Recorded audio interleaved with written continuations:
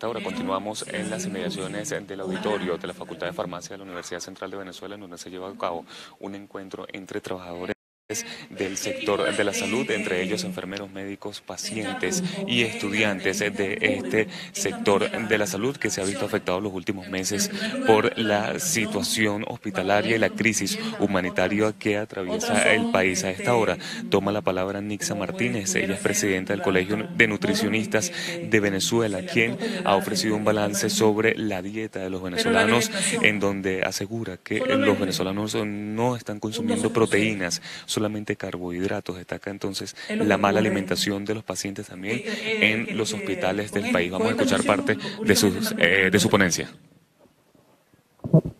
Ahora, los CLAR, y más aún agregándole lo del carnet de la patria, son falsas alternativas. No se pueden contar con eso.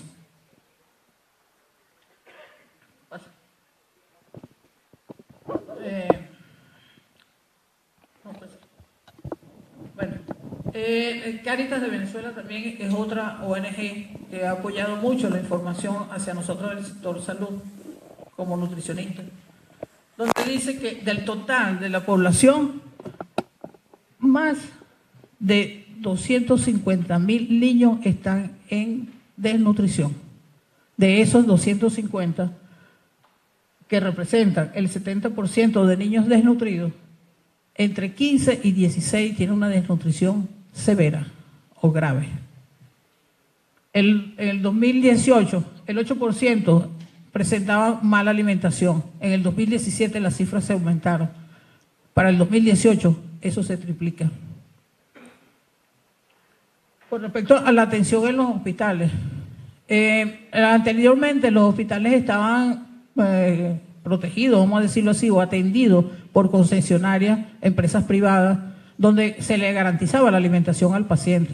Actualmente, el 100% de los hospitales, salvo algunos del Seguro Social, tiene prestación de estas empresas y pueden ayudar o paliar la necesidad de comer al paciente, que no lo cubre en su totalidad como debería ser generalmente.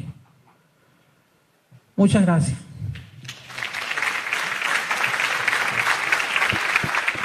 Bien, ahí escuchábamos parte de la ponencia de Nixa Martínez, presidenta del Colegio de Nutricionistas de Venezuela. Ella aseguraba, ratificaba la mala alimentación que reciben los pacientes en los diversos hospitales del país, así como ofrece un balance general sobre, digamos, los alimentos o la dieta que mantienen los venezolanos, en donde dice que es baja en proteínas, solamente carbohidratos mayoritariamente.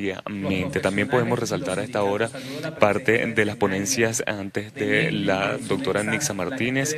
Estuvo también en primer lugar Ana Rosario Contreras. Ella es presidenta del Colegio de Enfermeros de Caracas, quien ofreció un balance sobre el déficit de equipos médicos y de medicinas en el país, e indicando que de estos últimos se mantiene hasta un 88% del déficit de medicamentos e insumos. También aseguraba que los pabellones del país solamente un 53% se mantienen operativos. Destacaba que también de 13.800 camas se disponen solamente del 41%. Todo esto en todo el país.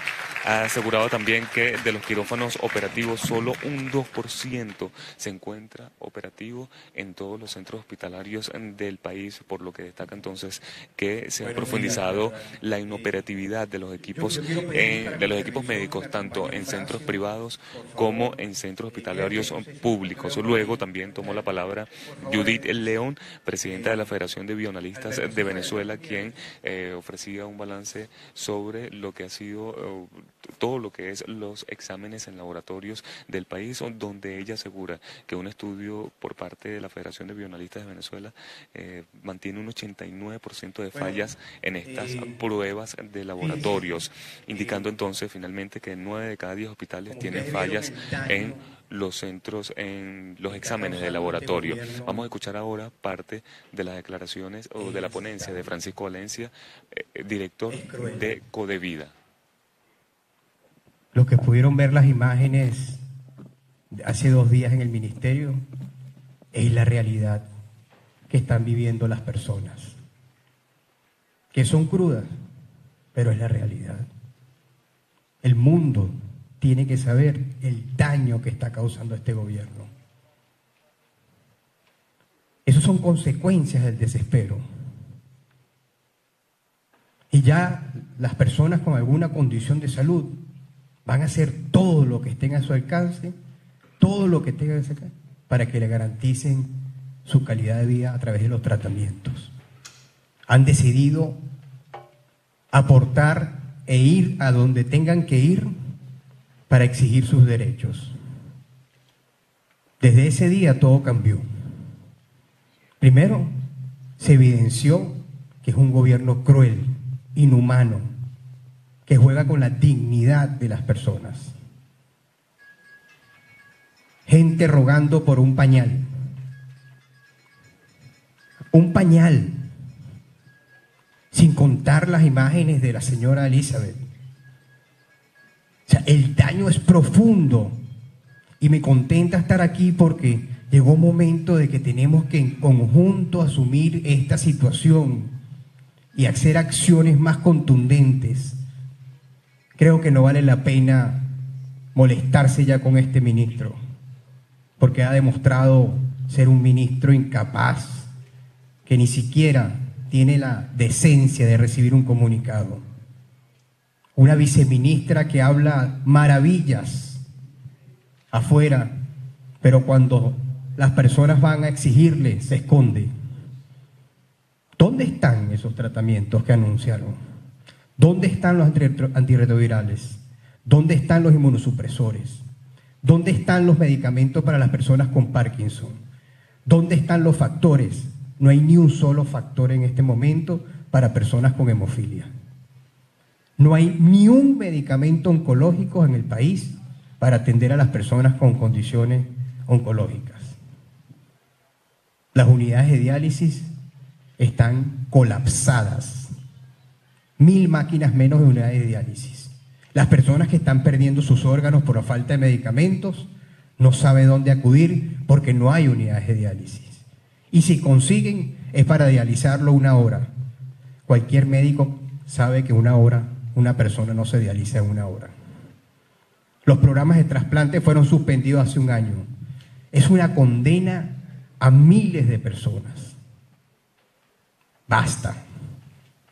No tenemos que permitir estas imágenes. No pueden volver a repetirse estas imágenes. Bueno,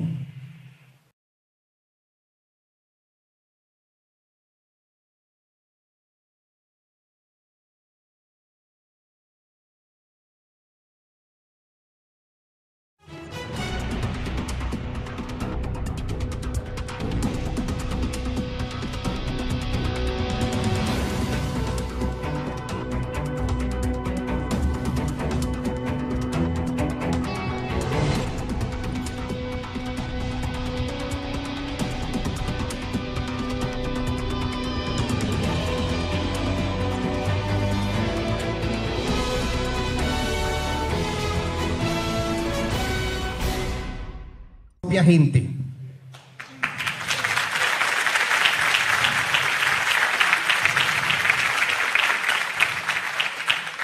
Si el canciller Arriaza en la Asamblea General de la ONU, en vez de hablar de bloqueos y de la guerra económica, se hubiera parado y hubiera exigido, hubiera pedido que necesita medicinas y alimentos para el país, todos los países hubieran levantado la mano para colaborar con Venezuela. No es el bloqueo, es el bloqueo mental y del corazón que tiene este gobierno.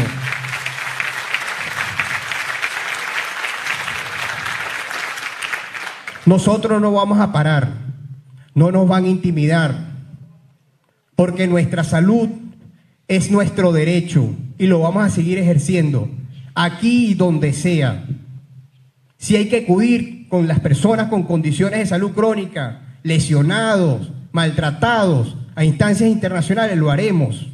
Pero creo que es momento de trabajar en conjunto. Ustedes, compañeros del área de la salud, se han convertido en nuestros defensores y para ustedes un aplauso muy grande.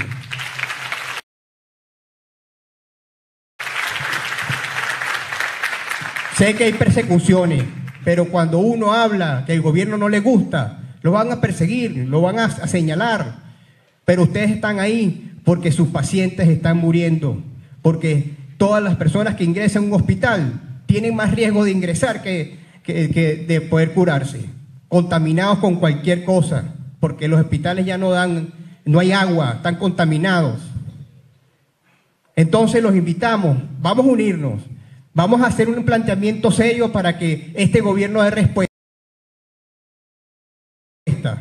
Cada vez que nos digan que el gobierno es el bloqueo, bueno, si usted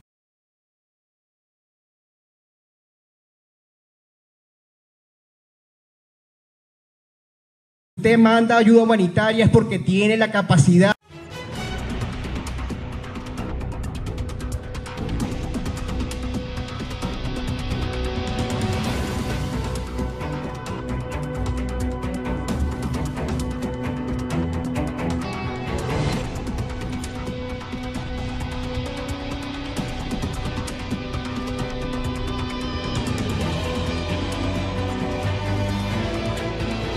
Propuesta. Vamos con esos pacientes, los médicos, a estos países donde no levantaron la mano para aprobar esta solución y mostrarles esos daños que está causando la cosa. Hagamos una manifestación en cada embajada, que vean el daño que está causando y que son corresponsables.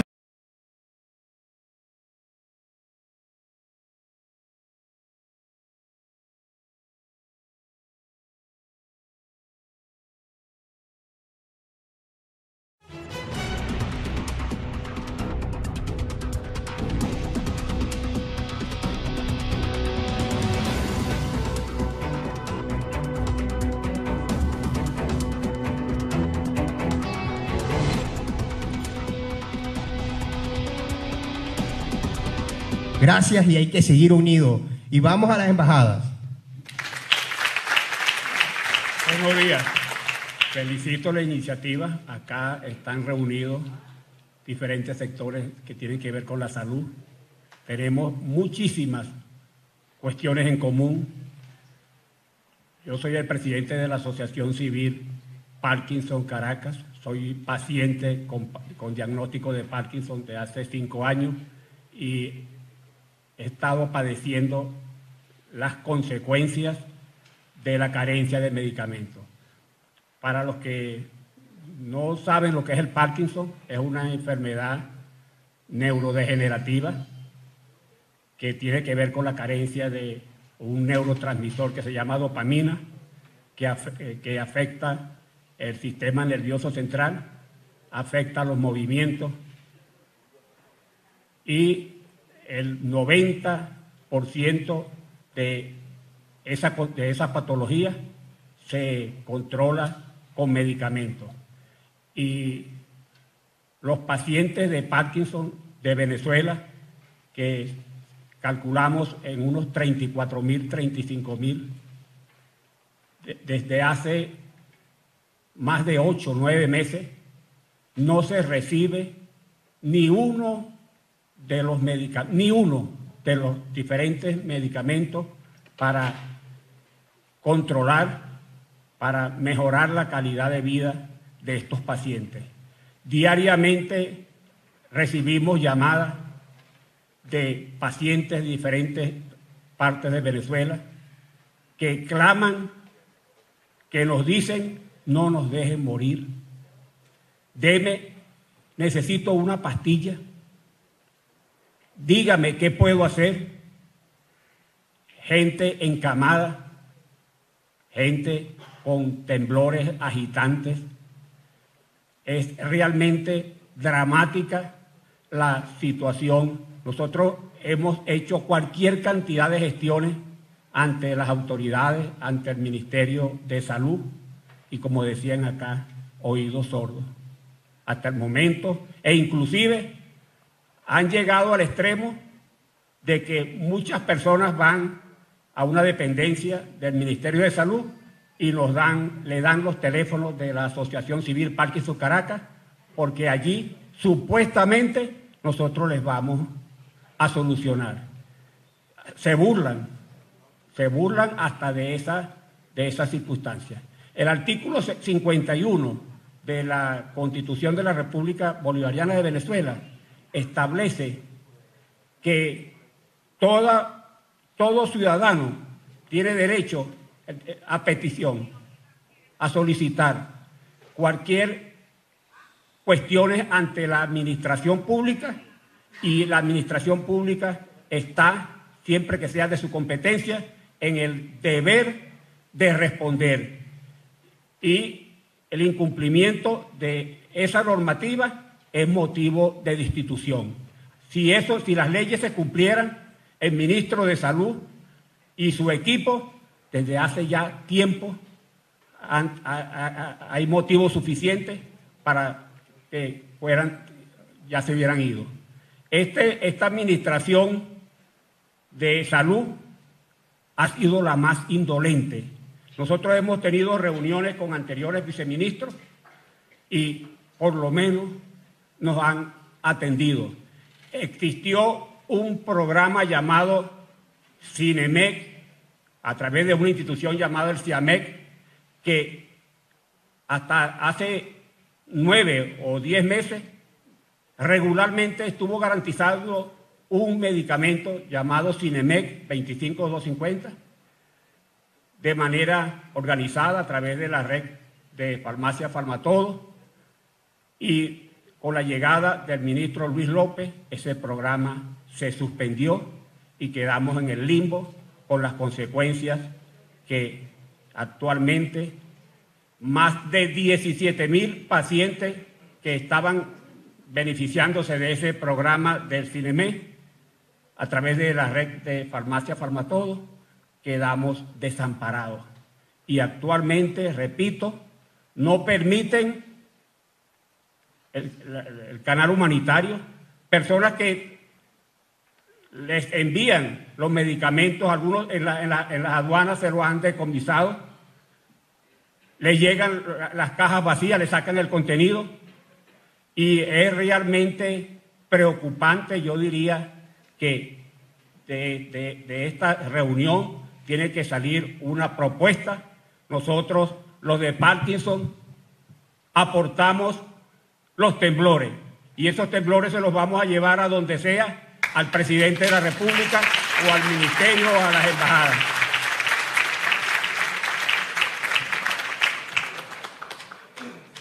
Buenos días, soy Hermes Rivero, soy trasplantado de riñón de hace 18 años, y el caso que me representa aquí es que en mi condición el Seguro Social tiene casi un año, poco más de un año, que no me suministra un medicamento llamado azatropina, que no me comercial Legimuran.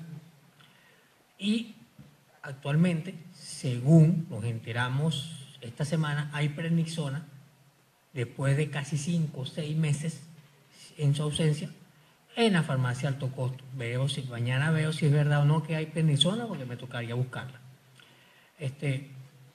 Mi situación es como la de muchas personas trasplantadas que dependen de su medicamento para continuar con su trasplante al 100%, pero que se ve limitado porque al no tener ese medicamento, dependo en este caso de personas que me puedan ayudar y que hasta ahora no me han fallado. Con poca ayuda, pero la he recibido, y con eso es que he mantenido mi trasplante. O sea, el Estado, como le repito anteriormente, tiene ya un año que no me entrega la azatropina, y la prednisona, la última vez que me la entregó fue en febrero, si la memoria no me falla, de este año. Del año pasado, la última vez que la entregó fue en junio, mayo, junio del año pasado. la de 5 miligramos. Este año nada más entregaron en febrero de 50, que era lo que había. Mi situación, como repito, es igual que la de muchos trasplantados. Dependemos de medicamentos de alto costo, por supuesto, que lamentablemente no podemos costearnos porque son demasiado caros. Y en muchos casos, los doctores en las unidades de trasplante buscan la manera de cambiárnoslo por otro medicamento que trate de suplir la función del anterior, pero que en muchos casos contrasta cuando vas a buscarlo al Seguro Social, alto costo, y te dice, mira, no tenemos ni este ni la alternativa que nos presenta. Casualmente ayer me topé con una persona trasplantada que el martes, al enterarse que había algunos medicamentos, esa persona se contentó, ese compañero de trasplante, porque él nos dijo ayer nosotros en la consulta, mira, tengo como 7 meses que no tomo medicina, por fin la voy a comenzar a tomar. Claro, yo espero de verdad que haya habido la medicina que él estaba buscando y se haya dado. Tengo entendido que ahora sí hay, no sé, tiene que buscar, mañana vamos a ver si eso es verdad o no. Pero así como esa persona duró 5 o 6 meses sin tomar medicina, me he encontrado en la consulta de nefrología con personas que hasta tienen 7, 8 meses sin tomar el medicamento. Su situación es precaria.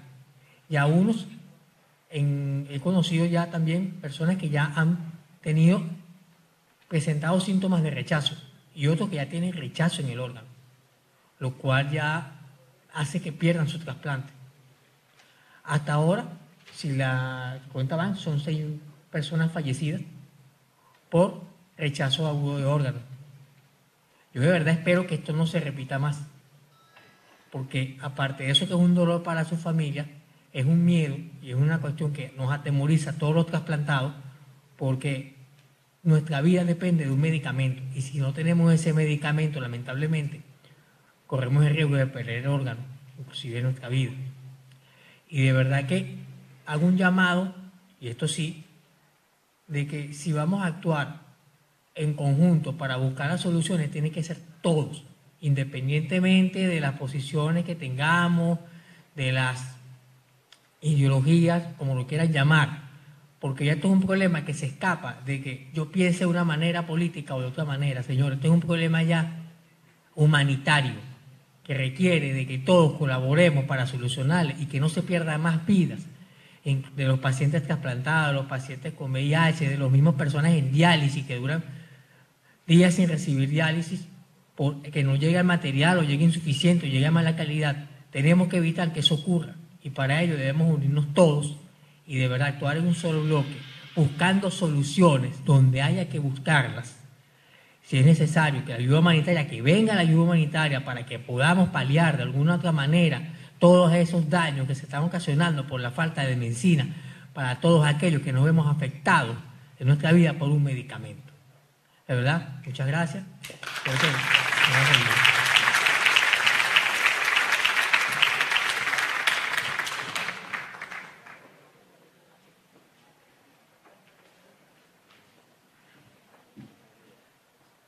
Me toca presentar Freddy Ceballos de la Federación Farmacéutica. Escuchamos también entonces parte de una presentación de pacientes con Parkinson y pacientes trasplantados quienes aseguraban que todo, bueno, si se quiera, exponían toda la difícil situación que atraviesan por la falta de medicamentos a esta hora. Toma la palabra Freddy Ceballos. Anteriormente lo hacía Francisco Valencia, quien aseguraba, entonces destacaba que la falta de medicamentos, sobre todo para pacientes oncológicos, ha llevado a la muerte de muchos de ellos, más de 3.000 personas desde el pasado mes de enero. Vamos a seguir escuchando parte de este encuentro de trabajadores del sector salud. A un familiar. Qué triste es que se pierda un riñón porque no hay un inmunosupresor. Señores, ya ha sucedido. Eso está sucediendo en Venezuela. Que se pierda un riñón porque lamentablemente no hay un inmunosupresor. Responsablemente los farmacéuticos, hace como 2 años, tuvimos que decirle a los pacientes, usen prednisona de uso animal. Y eso empezó a suceder en Venezuela. La prednisona de Laboratorios Calo, que se distribuye en las casas veterinarias, en gran medida salvó muchos riñones en este país. Y eso responsablemente tuvimos que los farmacéuticos decirle al paciente, vaya y use la prednisona de uso animal. La misma situación estamos viviendo con los pacientes que tienen y requieren medicamentos para la patología cáncer. Señores, los facultativos en reuniones con gente de la Federación Farmacéutica nos han dicho, tienen que decirle a los pacientes que el que quiera salvar su vida en Venezuela por presentar una patología de cáncer tiene que irse de este país. O buscar a alguien que le traiga los medicamentos, que eso se corresponde con la entrada de ilícitos farmacéuticos, porque tenemos una partida de vagabundos que están vendiendo medicamentos que lamentablemente son ilícitos farmacéuticos. Muy pocos los que puedan traer un medicamento que garantice medicamentos eficientes, seguros y de calidad. Y a través de Internet, de todos ustedes es conocido que se están vendiendo falsificaciones de medicamentos. Hace poco hubo una denuncia de una de las personas que está relacionado con VIH-Sida, donde están vendiendo medicamentos del programa de VIH-Sida del país. O sea, no hay para distribuirlos a través de las farmacias de alto costo, pero sí se los están vendiendo por fuera y son los medicamentos que deberían de alguna manera otorgárseles.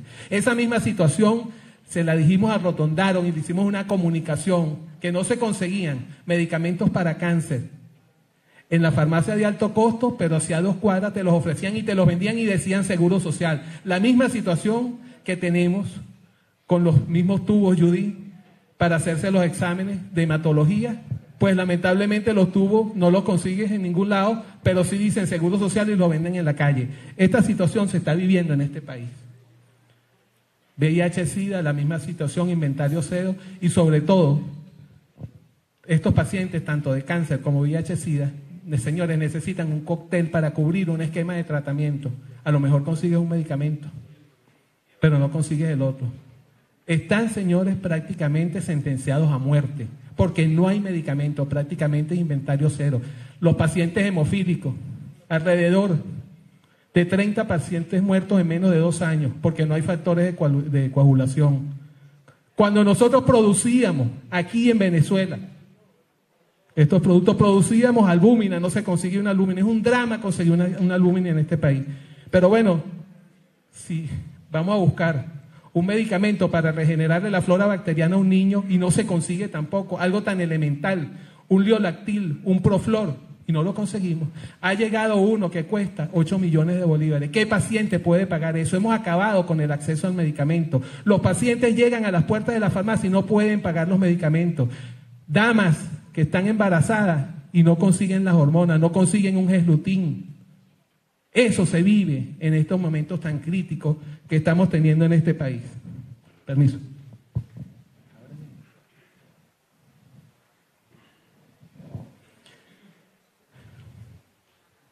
Y pudiera estar toda la mañana hablando de los diferentes y variados medicamentos que están faltando en Venezuela. No podemos ya... Estaba aquí en la esquina. No podemos ya seguir diciendo a la gente, vamos a conversar, vamos a hablar. Acabamos de venir del Ministerio de Salud, no nos atendieron. Estoy de acuerdo contigo, Francisco, tenemos que ir a Miraflores. Así nos den palo, que vean ahí que todo el sector salud va a Miraflores. Y eso fue una propuesta, señores, que salió de los mismos pacientes. En el momento que estábamos frente al Ministerio de Salud, ir a Miraflores y que el presidente de la República entienda que tiene que darle una respuesta a este país, porque si hay dinero para muchas cosas y hoy en día prevalece el factor político sobre el factor social, y eso es lo que ha llevado al desastre a Venezuela, la gran corrupción. ¿Cuáles han sido las respuestas del Estado? Ay, consuman medicamentos ilícitos. Una organización muy importante que ha hecho un gran trabajo por Venezuela, en una iglesia estaba pidiendo medicamentos vencidos. Nos comunicamos con ellos y se lo dijimos, ¿por qué tú estás pidiendo medicamentos vencidos?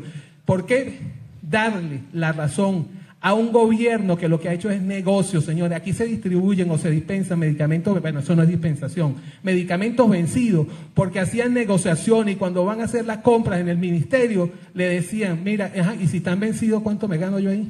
Y traían los medicamentos a pulso de vencer, y eso todos los que ustedes están en los hospitales, o los que trabajan en los hospitales, saben que estamos cansados de distribuir medicamentos vencidos, pero ante la alternativa de la muerte, no nos queda otra cosa. Cuando tenemos que entubar a un paciente y no hay rocuronio. Eso lo estamos viviendo y se ha usado rocuronio vencido. ¿Cuánto ya? Se ha usado rocuronio vencido. Entonces, esa es la realidad de un país que es Venezuela. Entonces, cuando tenemos que hablar de medicamentos, ¿qué podemos decir? No hay peor situación que la que estamos viviendo. Por eso enumerarle la gravedad de lo que estamos viviendo, no tenemos ya palabras. Señores, en el estado Bolívar, una madre mató a su hija y después fue la situación en viceversa, y eso está documentado. ¿Por qué? Pacientes esquizofrénicos que no están medicados. Lamentablemente, un paciente esquizofrénico que no esté medicado, pues pasa por esa situación. Y lo otro, el cuidador. El cuidador que tiene que, de alguna manera, buscar que ese paciente se mantenga estable, pues no puede estar estable, y él también termina enfermo. ¿Cuál ha sido la respuesta del Estado venezolano? ¿Cuál ha sido la respuesta del Estado venezolano? El CIAMED, el 0800 Salud Ya, que parece que está suspendido, todavía no hemos corroborado la información. Esa es una respuesta. ¿Qué han hecho? ¿Qué han hecho con eso? Un gobierno que es incapaz de entender que el problema que tiene Venezuela es un problema de abastecimiento de medicamentos, de abastecimiento, no de distribución, y estamos cansados de decírselo, pero es la manera de Dios decirle al pueblo venezolano: estamos haciendo algo.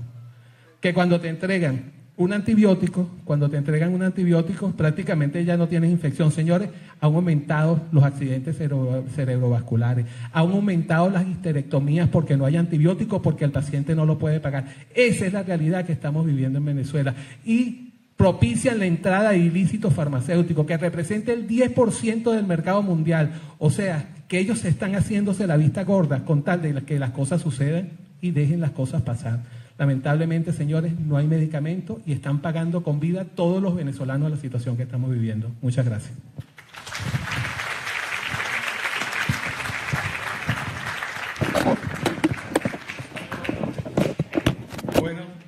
Escuchamos las palabras de Freddy Ceballos, presidente de la Federación Farmacéutica de Venezuela. Él denunciaba entonces de que en el país desde hace par de años se lleva a cabo la venta de medicamentos fuera de los organismos encargados, y estos con sobreprecio. También asegura, si se quiere, que o denuncia la expensa de estos medicamentos, pero también vencidos en los diferentes hospitales del país. Además, exhorta al gobierno nacional de alguna forma a tener algún control sobre el abastecimiento de medicamentos, ya que el problema no es de distribución, sino de abastecimiento. A raíz de esto han aumentado entonces los accidentes cerebrovasculares. Esto lo asegura, recordemos, Freddy Ceballos, presidente de la Federación Farmacéutica de Venezuela, quien acaba de tomar palabra en este encuentro entre trabajadores del sector de la salud que se desarrolla en la Facultad de Farmacia de la Universidad Central de Venezuela. Vamos a seguir escuchando parte de este encuentro. Sí, la que tú mismo cargaste.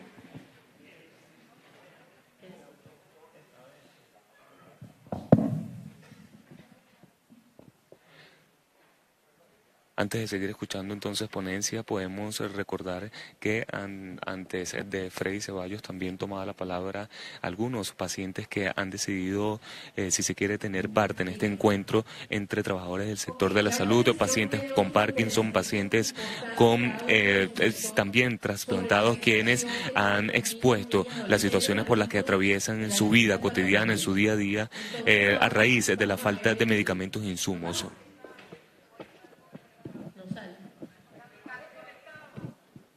Vamos a ver un poco el impacto que tiene esta situación que ustedes han ido evidenciando en los niños, niñas y adolescentes. Realmente nosotros estamos en una emergencia humanitaria compleja, que es el término que establece el sistema internacional desde la ONU para acá. Ya conocemos que Ban Ki-moon fue el primero que utilizó este término, emergencia humanitaria compleja, y es exactamente lo que estamos viviendo. No hay que explicarlo mucho. Es la situación humanitaria extraordinaria de origen político, económico, social que produce esta devastación terrible que estamos viviendo en cada sector. Si quieres, pásalo, amigo. Yo les voy a hablar hoy del impacto en los niños, en las niñas y en los adolescentes. Ellos, bueno, vienen de distintos estados del país, sobre todo en el caso del Hospital JM de Los Ríos, centro de referencia nacional. Vienen con sus familias, con su mamá, normalmente, quien carga con ellos porque en su estado no consiguen la salud. Van al ambulatorio, van al hospital del estado y no consiguen nada para que los atiendan. Entonces ellos dejan a sus hermanos, a sus abuelas, a su familia y se vienen con su mamá. Dejan su escuela, sus amigos, sus juegos, su calle, sus juguetes. Es importante porque esa es su vida. Tienen que abandonar su vida para venir a buscar la salud a la capital. Y bueno, y migran. Es una migración dentro del mismo país. Son los más vulnerables. Y eso es fundamental porque en la Convención Internacional de los Derechos del Niño y toda la legislación, tanto en Venezuela, la Constitución Nacional y la LONNA, nos habla de la importancia del interés superior del niño, de la primacía absoluta que deben tener los niños, niñas, adolescentes en cualquier política pública. Y eso no ocurre en Venezuela. ¿Cómo se sienten los niños? Porque ante lo que estamos viviendo, ¿qué es lo que sienten esos niños? Bueno, se sienten solos, extrañan a su familia, no quieren ser inyectados, eso lo saben ustedes porque los ven. No quieren que se les tomen las muestras de sangre, tienen miedo a perder sus amigos. El año pasado, en la unidad de hemodiálisis del Hospital JM de Los Ríos, fallecieron hasta el momento 10 niños, en principio 4 en el mes de marzo, abril, mayo, y en el mes de junio, julio, agosto fallecieron los demás.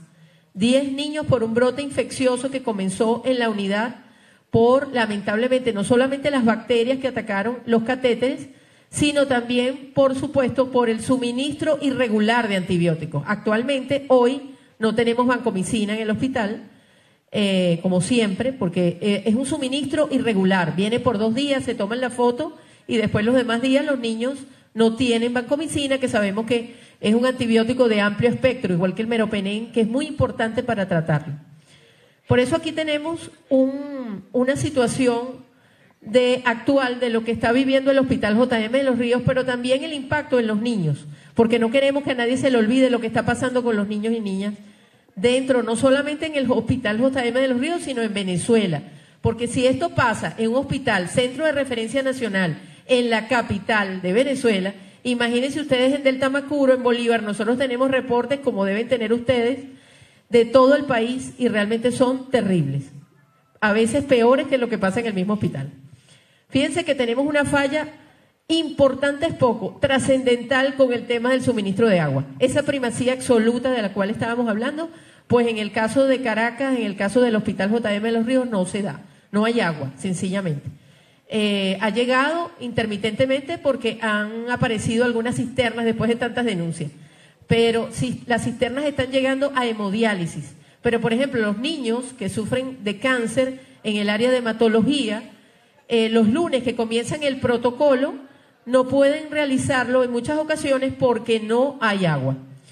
Además de que no hay medicamento, por supuesto. El agua ahora se ha convertido también en el primer fundamento de esta situación terrible que estamos viviendo. Además, fíjense que allí dice no pueden cumplir con su higiene personal. Y ustedes me permiten que yo aterrice todo lo que ustedes han estado diciendo, que es muy importante, pero yo quiero decir aterrizarlo en el sentido de lo que siente ese niño, lo que siente esa niña, ese adolescente, esa mamá, esa mujer cuidadora que viene del interior cargando con ese niño y con esa afectación tan terrible. ¿Qué es lo que le pasa? Se suspenden las operaciones. Bueno, así eso significa que se alarga muchísimo la estadía de los niños con patología crónica en el hospital. Son niños que en vez de estar 2 meses, están 8 meses, están 1 año. Las infecciones en la unidad de hemodiálisis, que era la que le comentaba, que han agravado pues muchísimo la patología de base de estos niños. En segundo lugar, bueno, en el Hospital JM de Los Ríos, como nos decía la doctora por allá, bueno, tampoco funciona la unidad de rayos X, ni el tomógrafo, ni el resonador. Eso significa que se retrasan las operaciones de los niños y se sigue prolongando su estadía. No se cumple con el mantenimiento preventivo ni correctivo de los equipos. Fíjense, allá tenemos un craniotomo y es un equipo muy importante para el área de neurocirugía del hospital. Y los doctores desesperados porque les hace falta una aguja fundamental para ese equipo, bueno, han hecho de todo para conseguirla y bueno, hemos recibido una donación el día de ayer de Santo Domingo de un grupo de mujeres, se llaman así, Madres de Santo Domingo Unidas por Venezuela. Y nos ha llegado la aguja y de verdad, bueno, en el día de hoy la llevaremos al hospital, pero no puede ser que este hospital funcione de esa manera. O sea, no solamente el hospital, sino todos los ambulatorios y hospitales en general. No cumplen con este mantenimiento. El fluoroscopio más es lo que está malo que lo que sirve. Y ustedes que son médicos en su mayoría saben lo importante de que el fluoroscopio funcione, porque entonces no se pueden colocar los catéteres para los niños. Bueno, el laboratorio del hospital sigue sin los reactivos suficientes y el tema de las serologías en sangre, que es gravísimo. Nosotros en el área de nefrología tenemos 9 niños contaminados con hepatitis C. Y eso significa que si llegaran a reactivar los trasplantes, que ya sabemos que tienen un año suspendido, bueno, lamentablemente esos niños no pueden ser candidatos para un trasplante hasta que no estén curados. Entonces esta situación lo complica. También, bueno, de 7 quirófanos tenemos actualmente solamente 3, y eso cuando hay agua, ¿ok? Pero esos 3 quirófanos siempre adolecen de problemas con aire acondicionado, fallas de insumos, anestesiólogos. El Hospital JM de Los Ríos necesita por lo menos 30 anestesiólogos y solamente tiene entre 4 y 5, depende si hay alguna que se va de permiso prenatal, postnatal o se va de vacaciones. Entonces es muy grave porque si no tenemos los anestesiólogos que necesitamos, igual por el tema de la migración, pues no pueden haber las operaciones que se necesitan. Y los niños tienen que ser referidos a otros hospitales y eso es trascendental. También el daño en tuberías, el desbordamiento de aguas negras y brotes de aguas servidas. Ustedes han visto a través de los medios, me imagino con dolor como todos, cómo hay un brote que en cada semana o cada mes aparece en el hospital. Se hizo una remodelación donde se invirtió muchísimo dinero y lamentablemente lo que hicieron fue forrar, y esta es una denuncia que hemos hecho en todos los escenarios, se ha forrado las paredes. Yo no sé si ustedes, algunos que han ido al Hospital JM de Los Ríos, han visto la cerámica chiquitica que está en las paredes. Esas paredes fueron forradas por drywall. Y con drywall, prácticamente toda el área que se ha remodelado tiene drywall. Y la última área que acaban de entregar, que es el área de la torre de aislamiento, ya presenta filtraciones importantes. Entonces, realmente la situación cada día es más grave. Los niños siguen complicándose. Muchos han muerto, como les he explicado, el año pasado por estos focos infecciosos. Bueno, también el tema de la falta de fórmulas infantiles, eso es gravísimo, eso no es falta, es carencia. Ya no tenemos fórmulas infantiles para los niños. En el día de hoy, estando aquí esperando a hablar, he recibido mensajes del área de nutrición hospitalaria, desesperados porque no hay fórmulas infantiles desde hace mucho y ellos solamente les está llegando por donación. También el tema de los suplementos nutricionales. Todos ustedes saben cómo estamos recibiendo niños allá desnutridos, cómo eso ha afectado tanto a estas familias y lamentablemente pues estos niños que son tan vulnerables no cuentan con suplementos nutricionales para su situación. Y se les complica porque también reciben una dieta inadecuada, porque el área de nutrición hospitalaria, debido a las carencias que presenta, a veces no puede cumplir con esta nutrición diversa. Ya sabemos que si hay una patología nefrótica, pues no pueden darle una serie de alimentos, pero esto a veces no se puede cumplir en su totalidad debido a estas carencias. Bueno, el área de las vacunas, el tema de la gente de Niños Sano, el área de Niños Sano también tiene problemas graves porque, bueno, las vacunas son fundamentales y ya sabemos que en el hospital actualmente tenemos brotes, bueno, no tenemos palabras de la cantidad de niños con sarampión que se están recibiendo en el hospital. Sarampión, varicela, rubiola, toferina, parotiditis, H1N1 y tuberculosis. También, lamentablemente, ya estamos viendo casos importantes de H1N1. También hay una sospecha en algunos médicos porque tenemos un tema de bioseguridad. No se está cumpliendo con los equipos de bioseguridad para los médicos, no solamente en el Hospital JM de Los Ríos. Estas son denuncias de todo el país. Es muy grave el tema del brote para un niño que ya es inmunosuprimido, que tiene una condición de patología crónica y se contamina con y es porque ya ustedes saben que es una enfermedad inmunoprevenible, que se puede prevenir por vacunas. Nosotros estamos levantando y documentando toda esta data para llevarla además de introducir los amparos aquí en Venezuela, que sabemos que no se van a responder, acudir a la instancia ante la Comisión Interamericana de Derechos Humanos para lograr por lo menos que sea de alguna u otra manera levantada esa información y que ellos tomen una decisión. En el caso de nefrología, ya la Comisión Interamericana de Derechos Humanos, nosotros le presentamos el 21 de diciembre la solicitud de medidas y fueron otorgadas el 21 de febrero de este año. Por supuesto, no son ejecutables todavía, el Estado no ha cumplido. Estuvimos en una reunión el 7 de mayo en la ciudad de Santo Domingo, convocados por la Comisión Interamericana, estaba el representante del Estado, Larry DeBoe, y lo que dijo este señor fue que lamentablemente el bloqueo no les permitía comprar las medicinas ni los inmunosupresores.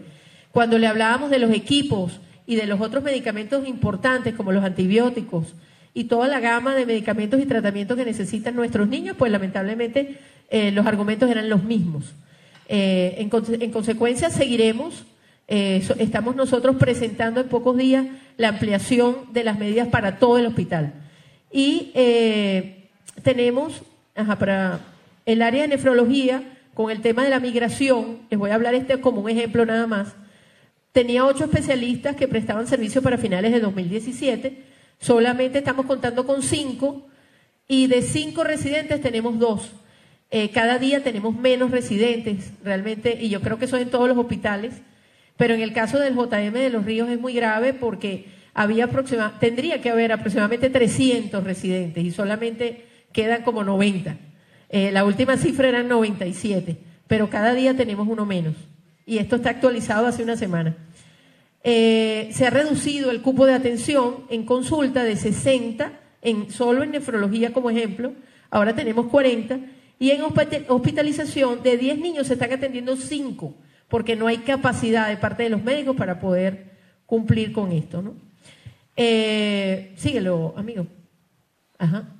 Por supuesto, los niños hospitalizados tienen muchísimos derechos, todos los derechos consagrados para finalizar, porque ya esta es la última lámina. Los derechos de los niños se respetan y nosotros vamos a exigirlos en todos los escenarios, en Venezuela e internacionalmente. Ahora con esta ampliación de las medidas y además hemos recibido denuncias importantes como la que está pasando en el día de hoy en Lara.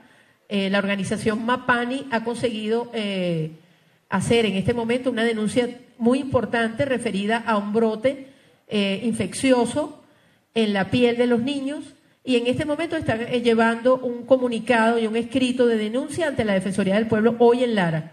Así que esto es un resumen de los niños, de los derechos de los niños: derecho a la vida, a la salud, a la educación hospitalaria, al ocio, a recibir ayuda económica, moral y psicosocial. Y en general, pues los derechos de los niños hospitalizados se respetan y nosotros como organización Prepara Familia los invitamos a seguirnos por las redes sociales, pues vamos a continuar en esta lucha en la calle, en el ministerio, en la Comisión Interamericana, en los tribunales, allí vamos a estar. Y no solamente denunciando, sino también acompañando a las mujeres que son esas madres de esos niños.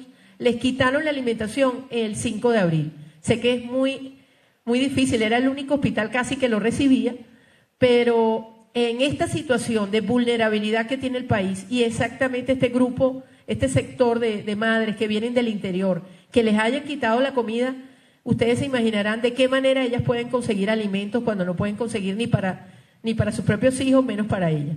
Así que bueno, les agradecemos. Nosotros tenemos que continuar, como les digo, acompañando, así que les agradecemos que nos contacten y que si alguno tiene alguna denuncia, pues se ponga de acuerdo con nosotros a través de las redes sociales para hacerlo llegar a la instancia pertinente. Muchas gracias. Allí escuchábamos palabras de Catherine Martínez. Ella es directora de Prepara Familia, esta fundación que trabaja sobre todo con los casos del JM de Los Ríos. Ella, en algunos puntos importantes que podemos resaltar, indicaba cuál es el impacto de niños, niñas y adolescentes sobre esta consecuencia de la crisis humanitaria, también sobre todo los traumas psicológicos. Ella dice que por la falta de estos medicamentos e insumos se ha creado algún trauma psicológico en niños que también ha llevado, si se quiere, a la migración a diversos estados del país. También asegura que informa, si se quiere, que 10 niños han muerto por el suministro irregular de antibióticos en la unidad de hemodiálisis del JM de los Ríos. Ahora vamos a escuchar parte de la ponencia del doctor Alejandro Rizquez. Develar una situación que pareciera que el gobierno nacional niega de manera reiterativa, no solamente a nivel local, donde ni siquiera nos hace caso, no presta atención, como nos comunicaron, ni siquiera a los usuarios o pacientes a los cuales está obligado a proteger y a cuidar, sino a escala internacional en todos los foros donde de manera impúdica desmiente una situación y una realidad sanitaria como se ha venido explicando en la mañana de hoy. No hay mayor injusticia que dejar a un niño sin comer. No hay mayor injusticia que dejar a un niño desprotegido de un programa sanitario. Entiéndase lo más básico, la vacunación. No hay injusticia más profunda que no asistir médicamente a un niño enfermo y sufriendo. Los números son implacables. Los determinantes sociales, es decir, todos aquellos factores del modo de vida, de la economía, de la forma en que nos desarrollamos y vivimos como sociedad, están siendo fracturados de manera terrible. Todos ellos influyen sobre las cifras que les presentaré más adelante. Estamos hablando de la pobreza, más del 80% de la población en pobreza. Estamos hablando de la falta de los servicios básicos, como agua potable para el uso y consumo humano. Estamos hablando inclusive de electricidad o de comunicaciones básicas. Estamos hablando de alimentos. Estamos hablando de educación. Caímos nuevamente en los paradigmas del modelo circuito vicioso, pobreza, falta de asistencia médica, enfermedad. Para abordarlo hay que cambiar el modelo económico y, por supuesto, hay que abordar la enfermedad. Creo que el futuro de Venezuela, a nosotros los pediatras, porque hablo en nombre de la Sociedad Venezolana de Pediatría y Puericultura, y por supuesto de la casa que los recibe el día de hoy, en nuestra Escuela Luis Racetti, Escuela de Medicina, donde me corresponde fungir como jefe del Departamento de Medicina Previa y Social. Nos vemos en la obligación de denunciar una vez más ante el mundo de que la mortalidad infantil es un indicador básico del bienestar social, viene aumentando de manera desmedida. Las últimas cifras, que ya son viejas, estamos hablando, la última cifra que tenemos oficial es del año 2016, y sabemos que la situación social, económica y el drama que vivimos se ha agravado a través de la hiperinflación que comenzó el año pasado en octubre oficialmente, con una disparada del bolívar que es incontenible. La mortalidad infantil pasó del año 2015 al 2016 aumentando un 30%. Es decir, en el año 2015 se morían aproximadamente 8.500 niños menores de un año y el año 2016 casi alcanza la cifra de 12.000, más de 3.000 niños. 7 niños menores de un año mueren más todos los días si contamos lo que ocurría hace 2 años, y sabemos que la situación está peor. La mortalidad materna. La mortalidad materna, al igual que la mortalidad infantil, Fue un objetivo del milenio que esperábamos cumplir para el año 2015 y no solamente no se cumplió, sino que las cifras de mortalidad materna, es decir, las mujeres que en gestación o embarazo, en el parto o en el porpuerio mueren a consecuencia de ese fenómeno fisiológico normal que no recibieron asistencia médica, está peor que en los años 70. El año 2015 al 2016, según las últimas cifras oficiales publicadas, aumentó un 65% las muertes maternas. La mortalidad neonatal, la que nos comentaba nuestra compañera ahorita, estamos viendo como la noticia del día a día es que en nuestros servicios de neonatología, de la atención del niño más frágil en el primer mes de vida, está siendo, lamentablemente, son mataderos de niños. La denuncia que hacen el día de hoy en el hospital de Barquisimeto, aparentemente más de 15 niños infectados dentro de las terapias intensivas que no reciben ningún tipo de tratamiento. La desnutrición nos cataloga ya oficialmente. La desnutrición es un fenómeno que ocurre a todas las edades, incluyendo los viejitos, tradicionalmente llamados así, que son los que más mueren. Pero lo que más nos preocupan indudablemente son los que están comenzando a vivir la desnutrición infantil. La desnutrición infantil está alcanzando aproximadamente un 15%, que se cataloga según los expertos y los límites de la Organización Mundial de la Salud como técnicamente como una crisis alimentaria que está viviendo el país. Ya lo explicaba mi compañera en su brillante exposición sobre la lamentable situación del país en área de nutrición y alimentación. Esto se debe... ¿Ya? Okay. Solamente voy a cerrar con 2 o 3 cosas que no puedo dejar de decir. El programa de vacunaciones insignia, el buque insignia de la salud, de la protección, en este momento se presentan en el país 2 enfermedades claramente en forma epidémica, como son la difteria y el sarampión. Y tememos que debido a la falta de vacunación y la cobertura vacunal, es decir, los niños no están siendo vacunados, van a aparecer otras enfermedades como aparentemente viene ahorita la poliomielitis, que tiene más de 30 años sin aparecer en el país. Las endemias ha sido un fracaso absoluto. El control de los vectores, de los mosquitos, anófeles, aedes, culex, ha sido un fracaso absoluto. Y tenemos la epidemia de paludismo o malaria más importante del mundo. Es el único país de todo el mundo que en los últimos 15 años han venido aumentando de manera insidiosa y permanente las cifras de muertes y de enfermedad por paludismo. No quiero cerrar sin decir que la tuberculosis y el HIV, aquí estaban los compañeros hablando de ello, sí está afectando y también afecta a nuestros hijos, a nuestros niños. Entonces, me uno al clamor de este grupo de profesionales, amigos técnicos y usuarios, en que definitivamente nos encontramos ante una crisis humanitaria compleja que acarrea una crisis sanitaria y una crisis asistencial.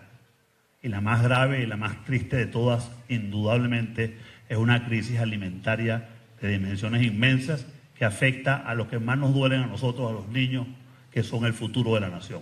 Muchísimas gracias. Parte de la ponencia del doctor Alejandro Rísquez, quien también es profesor de la Universidad Central de Venezuela.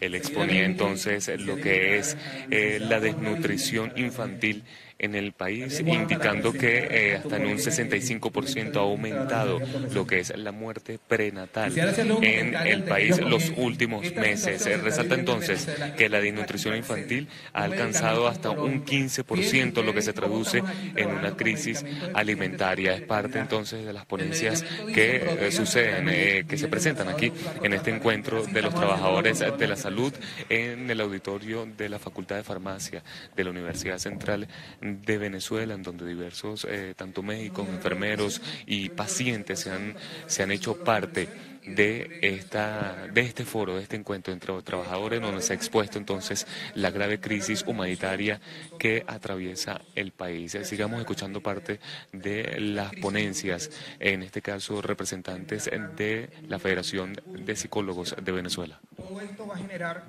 un mapa de emociones que es lo que le vengo a plantear, qué es lo que está pasando con la salud del venezolano. Si nosotros buscamos una definición de lo que es la salud mental del venezolano, tenemos que retomar el concepto de la Organización Mundial de la Salud, donde es el bienestar físico, psíquico, psicológico y espiritual. Hoy en día la parte espiritual está tomando tanto auge que muchas empresas están trabajando para que esto sea como la medida de prevención primaria. La calidad de vida o el bienestar de una sociedad tiene que ver mucho con lo que es la participación intelectual de sus profesionales y de los miembros de una nación. Tiene que ver con la forma de relacionarse, el reconocer al otro, y tiene que ver para qué yo trabajo, la relación laboral. Cuando yo vengo y establezco un entramado de relaciones entre estas instancias, tengo que ver, bueno, yo me soy víctima, soy victimario, o estoy luchando para ser entre esa fase entre víctima y victimario. Todo esto nos da a nosotros un diagnóstico del país, un diagnóstico que quiero apoyarme con una investigadora, coordinadora de los estudios sociopolíticos del CENDE, la profesora Yorelis Acosta, profesora universitaria de la Universidad Católica Andrés Bello y la Universidad Central de Venezuela. Antes, y quiero también cerrar un poco mi participación con los primeros diagnósticos que hemos tenido en las consultas en el área metropolitana de Caracas, donde recoge el diagnóstico de los hospitales Magallanes de Catia, el Hospital del Ídice, el Grupo CESAP y el Hospital Vargas. Y entre esos diagnósticos tenemos el estrés y la ansiedad. Tenemos los trastornos adaptativos, la depresión, trastornos de pánico, y tenemos ahorita el suicidio en adolescentes, un retome. Si nosotros analizamos bien estos diagnósticos, vemos que todos tienen mucha relación, solamente que unos llegan antes que otros, pero todo esa es la escalera. Entonces quiero dejar a la compañera, amiga y psicólogo, para que siga dando una interpretación de lo que es el mapa emocional del venezolano. Muchas gracias.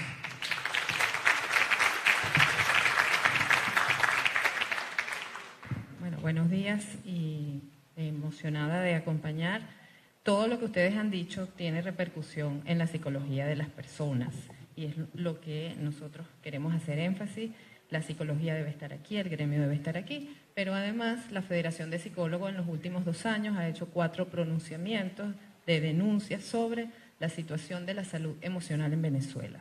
Yo trabajo en el CENDE, soy investigadora, coordinadora del área sociopolítica y ya desde el 2010 hice una investigación donde hablábamos de la salud mental del venezolano. No sé si ustedes se acuerdan que Chávez decía que nos iba a volver locos y que los medios de comunicación nos estaban volviendo locos.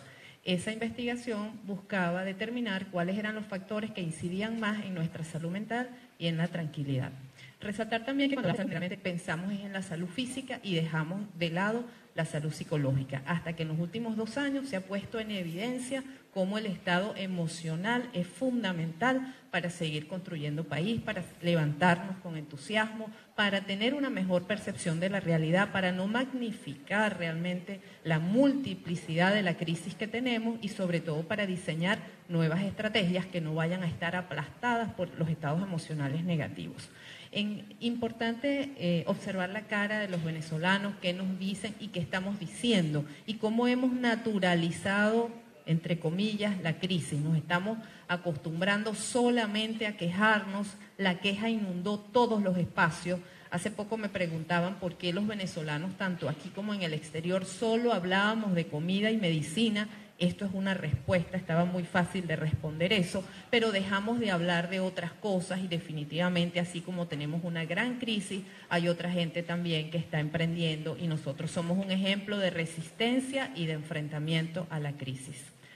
El miedo que tenemos, ustedes o los que estamos en el área salud, tenemos medicamentos para 1 mes, para 2 meses y eso no aplaca el miedo, ¿verdad? O tenemos 3 meses y pensamos en el 4º mes, cómo nos estamos relacionando con la escasez. Eso va a trascender, eso no lo vamos a curar ni que llegue un cargamento de medicina a tratar de restituir nuestra salud. Y bueno, esto es una epidemia nacional. Yo estuve en Maracaibo hace 2 semanas y la gente decía, esto es el infierno. Imagínense ustedes cognitivamente que la gente sienta que el país se le convirtió en el infierno. Así se siente. Y estuve en Margarita por otro problema de desesperanza y cómo vencemos y cómo nos levantamos, y me llevaron al mercado conejero, donde a las 6 de la mañana hay niños de 8, 10, 12 años que se ofrecen para hacer sexo oral por una empanada, por un cambur. Son aristas de esta crisis. ¿Okay? Siguiente. Ya desde el 2015, preocupada por el estado emocional de los venezolanos, yo les hice esta pregunta a este montón de personas y hice una investigación que titulé Mapa Emocional de Venezuela y que he tenido que ir, para mí son fotografías del momento y nuestras emociones van cambiando, y luego 16, 17, ahorita estoy procesando los primeros datos 18. Incluso ustedes mismos háganse esa pregunta y traten de identificar la emoción que les acompaña. Siguiente, amigo.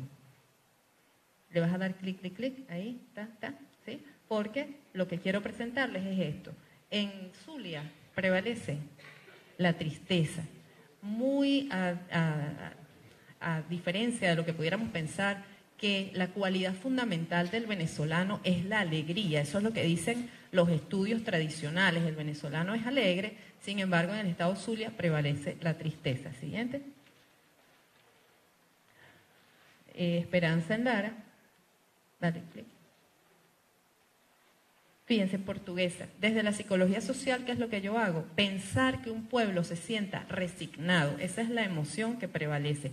¿Cómo vamos nosotros a llamar a una manifestación? La gente cómo va a salir a las calles o cómo va a defender sus derechos, cómo va a creer en la democracia y en las instituciones cuando es esta la emoción que prevalece. Siguiente.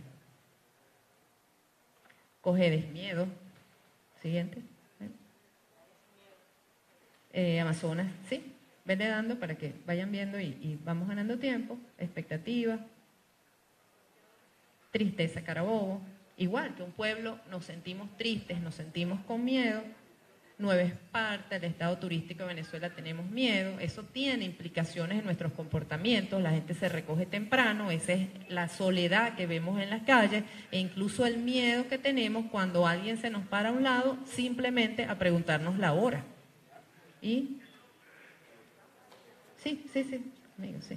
Está bien, para no aturdirlos tanto, todos estos estudios están publicados. Estaba viendo a Víctor Márquez por acá. Lo último que yo hice es cómo nos ha afectado la crisis a los profesores universitarios.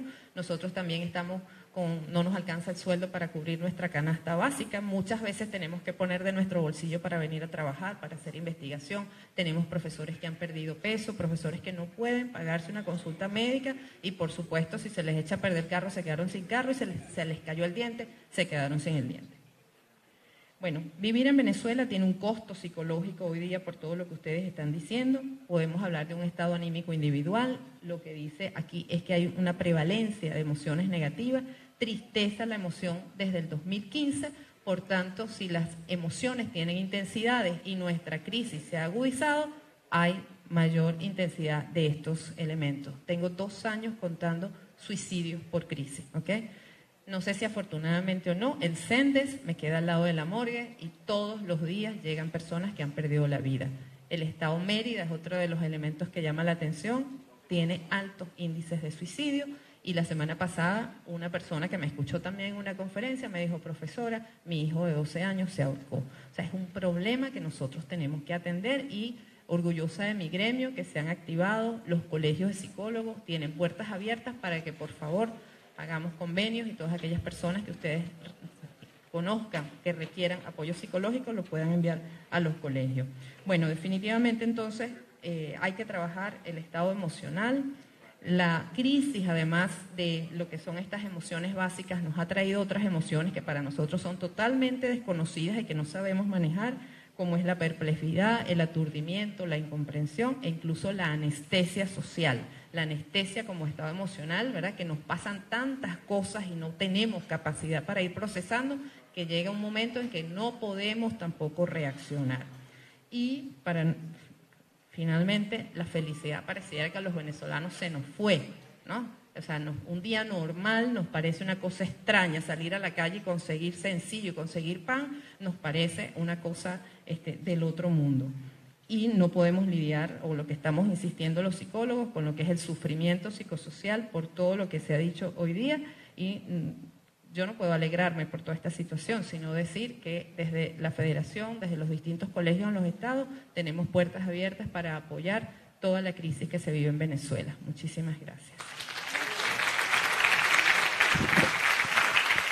Bien, ponencia también de una experta en psicología social, quien entonces resaltaba lo que era la situación de la salud emocional de los venezolanos, mencionando como importante observar las caras de los venezolanos. Indicaba que decían mucho la cara de los venezolanos, sobre todo en las calles de nuestro país, en el transporte público, en donde también podía notarse la presencia del miedo en la vida de todos los venezolanos, sobre todo por la escasez de los medicamentos, ya que en su mayoría podías encontrar algunos medicamentos por un par de semanas, un par de meses, y tener entonces la incertidumbre de que en los 3-4 meses luego ya no tendrían estos medicamentos. Por eso la presencia del miedo en todos los venezolanos. También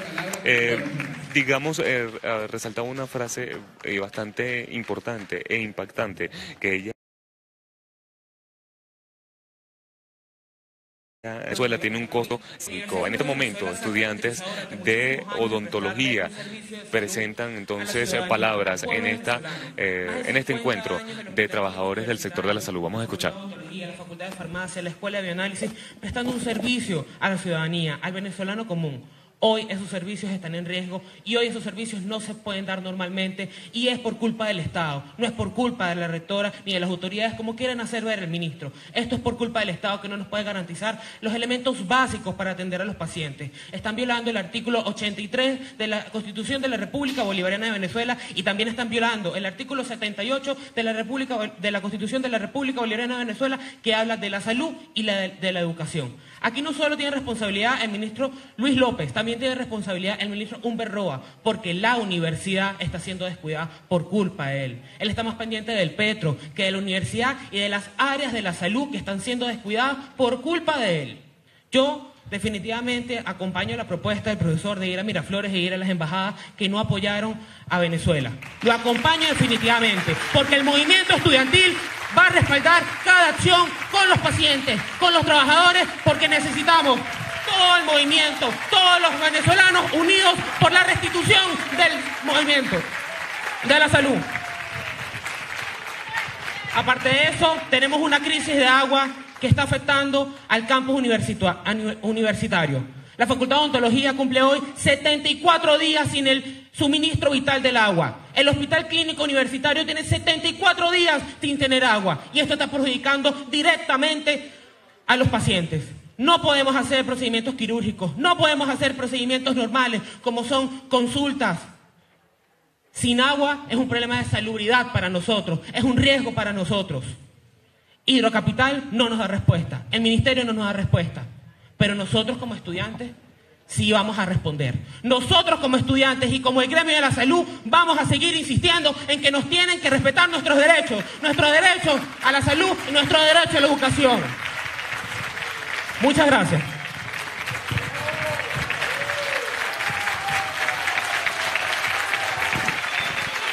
Bien.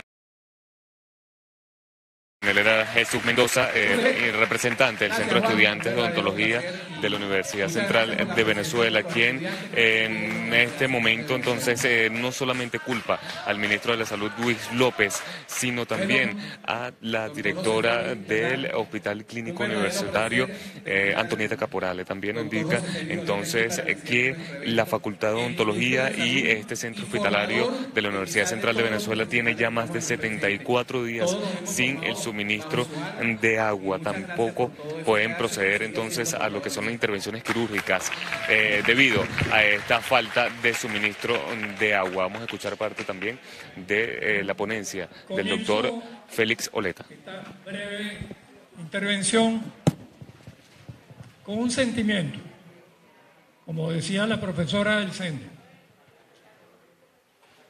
con indignación. pero no es suficiente. Espero terminar mi intervención con esperanza.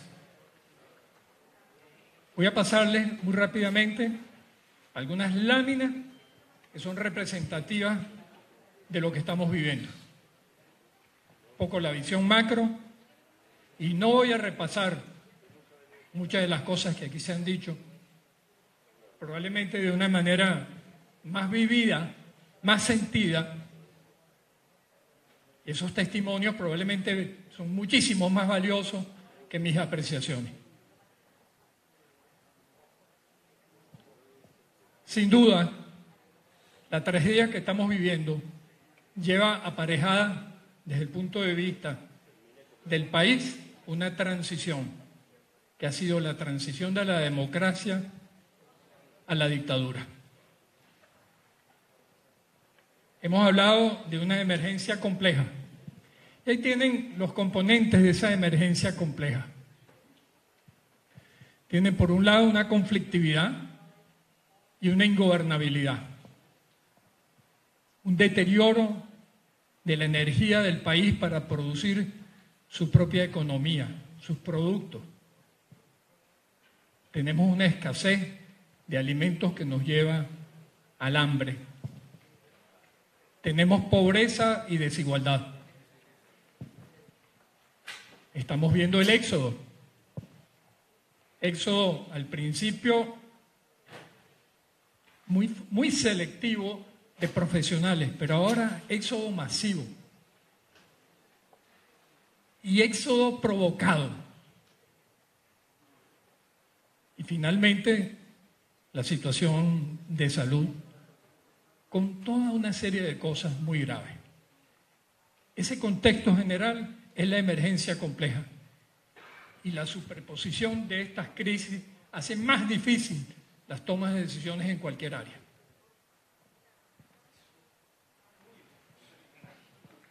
Y esta señora está empeñada en negar la realidad.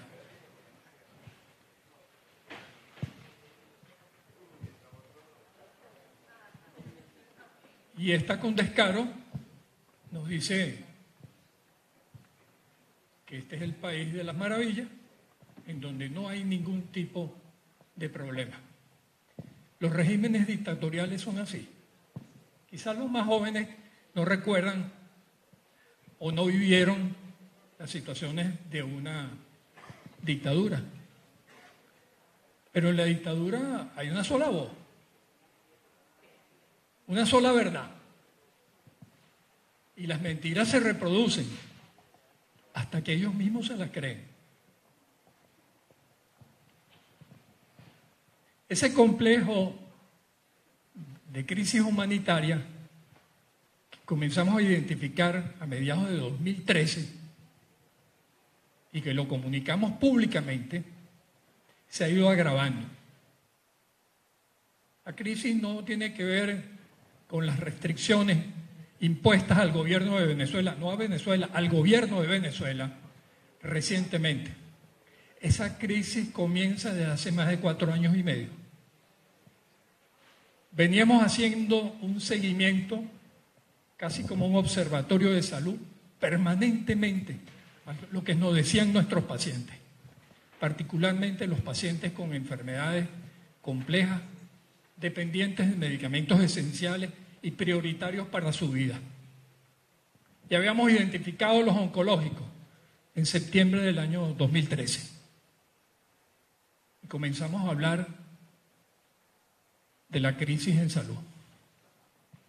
La situación ahora es mucho más compleja. Ese contexto general, pobreza, inflación, hambre, conflictividad política, ingobernabilidad, ausencia de Estado de Derecho, migración y epidemia, nos golpea todos los días. Y nos lleva a un concepto que es el concepto de Estado fallido. Difícil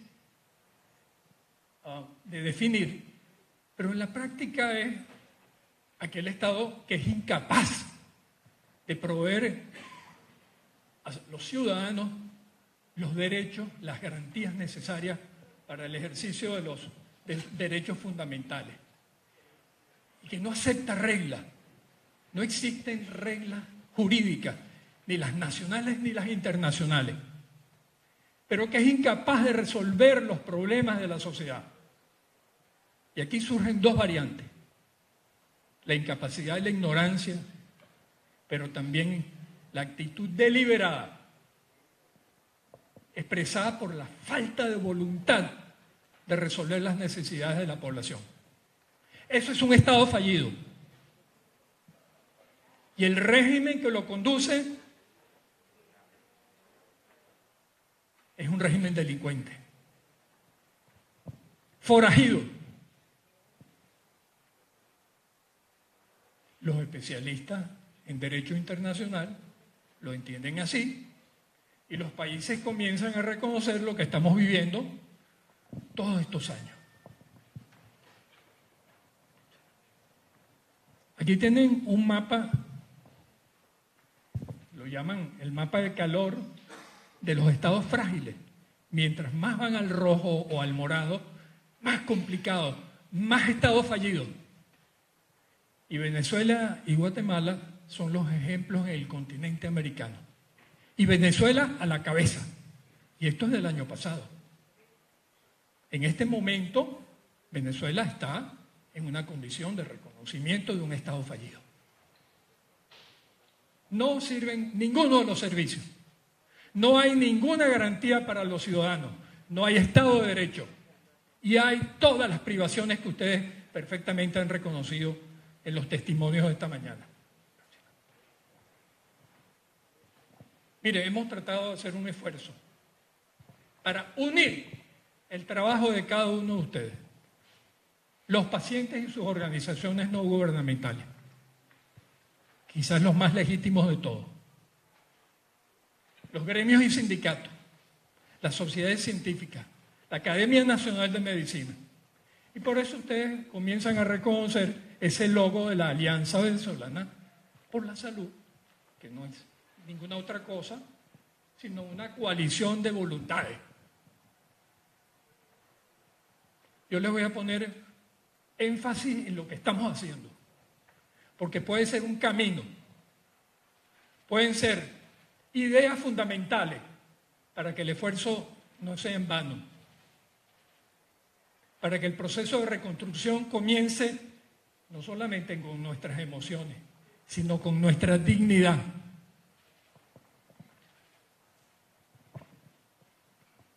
Este gráfico de tiempo muestra una de las estrategias del gobierno. La censura. Aquí hay una sola verdad. Y yo no digo sino lo que quiero decir. En cualquier área de las políticas públicas o de la sociedad. En el área de la economía, en el área de los derechos humanos, en el área de la violencia, en el área de la salud. En la parte de abajo tienen ustedes unos pequeños círculos encuadrados que son periodos de aplicación de censura absoluta en información epidemiológica. Y en la parte de arriba, por encima de las cifras que señalan los años, están representadas las emergencias de salud expresadas en términos de epidemia, de enfermedades epidémicas que se presentaron y que fueron deliberadamente ocultadas. Vean qué está sucediendo en 2018. La suma de enfermedades va creciendo. ¿Y cómo podemos nosotros responder a la censura? Bueno, hay un riesgo de decir las cosas, la otra verdad, la confrontación, lo que pudiera ser en una sociedad democrática el diálogo. Esto que estamos haciendo en terreno universitario y que podemos hacerlo con libertad. Bueno, si somos libres, ¿por qué no decir las cosas? ¿Por qué temerle a la verdad? Y hay uno de los grandes dilemas. El doctor Alejandro Risque señalaba muy rápidamente el riesgo inmediato de enfermedad llamada poliomielitis. Anoche, a las 10 de la noche, publicamos la primera información de los casos de poliomielitis. No sabemos todavía qué tipo de poliomielitis, qué tipo de virus de poliomielitis, pero lo estamos averiguando. ¿Y por qué ustedes y su familia están impedidos de conocer esta información? Si es una información que nos pertenece a todos como ciudadanos, no le pertenece a ningún gobierno, ni no le pertenece a ningún ministro, es nuestra. Porque es una herramienta, ese conocimiento es una herramienta fundamental para proteger a nuestra familia y protegernos a nosotros mismos. Pero tenemos que atrevernos a decir las cosas. Y para ello, la verdad, no podemos mentir. Y tenemos que ser consistentes con la información, porque si no perdemos algo muy importante, que es la confianza y la credibilidad. Así, esa misma confianza, esa misma credibilidad que deberían tener nuestros pacientes en nosotros. Y es todo un pueblo que está en una circunstancia de incertidumbre, como lo reflejaban esos diagnósticos de psicología social, de no saber qué está pasando. Pero indudablemente que esta es una herramienta y es un instrumento de poder, es un instrumento de dominación. Primera epidemia, violencia. No hay enfoque de salud pública de la violencia. La línea en rojo, cualquier país que pase esa línea en rojo está en epidemia de violencia. Vean lo que ha sucedido en Venezuela de 1990 hasta el momento actual. Tasas de mortalidad por violencia, por asesinato, 9 veces más que el límite máximo superior para un país, lo que significa una situación extremadamente crítica por el impacto que tiene sobre la sociedad, sobre la familia. Y estas cifras tienen que ser corregidas, porque disminuye el denominador.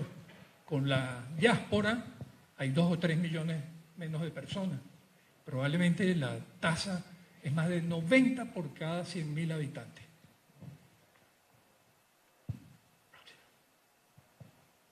Alejandro señaló la situación de la mortalidad materna y esta lámina lo que indica es la muestra, el indicador más fuerte de la injusticia sanitaria que tenemos. La explosión de muertes maternas, el ascenso logarítmico de esa cifra nos hablan del fracaso de las políticas de salud, de un sistema profundamente enfermo e injusto, e ineficiente de paso, incapaz de prevenir la mortalidad de las madres, de identificar los embarazos de alto riesgo y de prevenir la mortalidad materna y, por supuesto, la infantil. Miren, las proyecciones, esto es al año 2016, las proyecciones al año 2017 son cercanas a 190 por cada 100.000, lo que nos lleva a la cola en Sudamérica, a la par de Paraguay o de Bolivia. De modo que esto es un proceso en retroceso acelerado. Para entenderlo mejor, esa cifra que ustedes ven allá arriba de 136 existía en Venezuela hace 61 años. Fue la cifra del año 1957. ¿Cómo es posible que hayamos retrocedido 61 años en el indicador más sensible de un sistema de salud? Pues como ciudadanos tenemos la capacidad de reclamárselo al gobierno. Ahí están las cifras y los números son mejores que las palabras. Y aquí tienen la vergüenza de la malaria de epidemia con un retroceso de 85 años. En los años 30 teníamos una proyección de 1 millón de habitantes con malaria, y eso es la proyección que tenemos para 2017 y 2018. Y este es el epicentro del foco caliente de malaria. Ese asentamiento metido allá en la selva, cercano a kilómetro 88, se llama Hoja de Lata. Ahí conviven seres humanos que no tienen un techo, no hay una pared, no hay servicios básicos. Y de ahí nace no solamente la mortalidad de la malaria, con una siembra de malaria al resto del país, imposible de contener, pero también nace la difteria, el sarampión y cuantos otros males.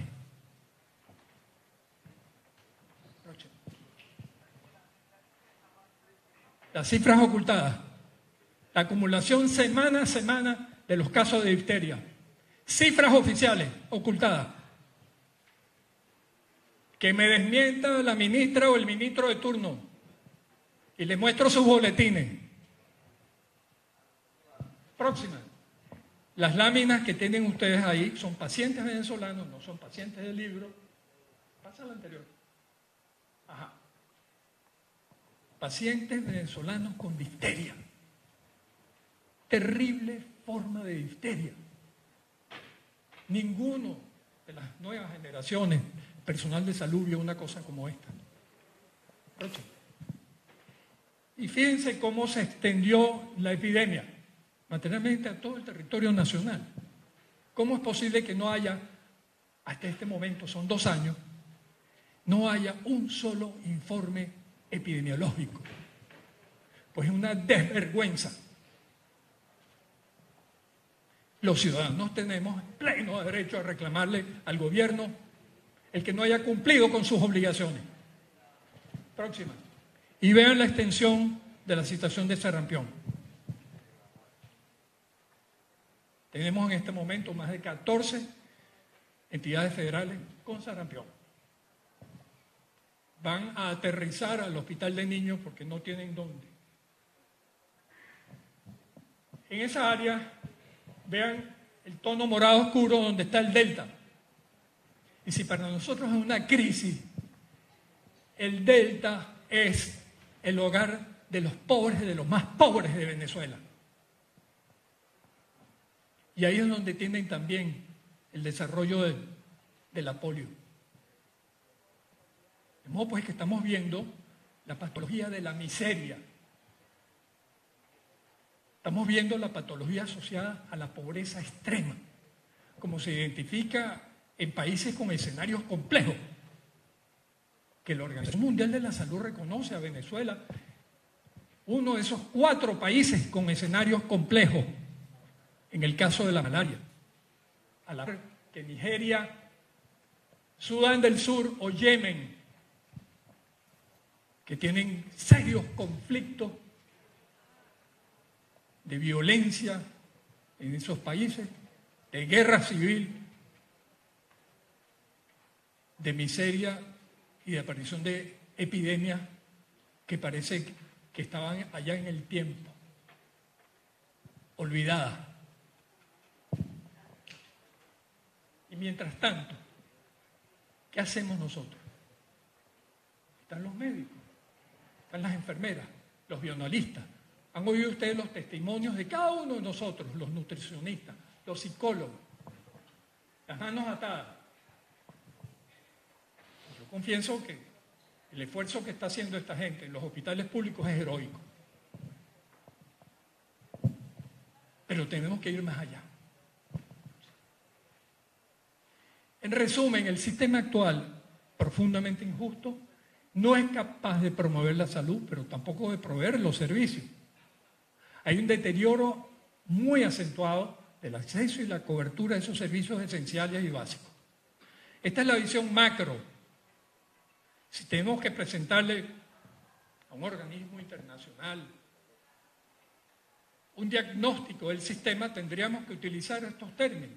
Para el público en general son cosas que no manejamos.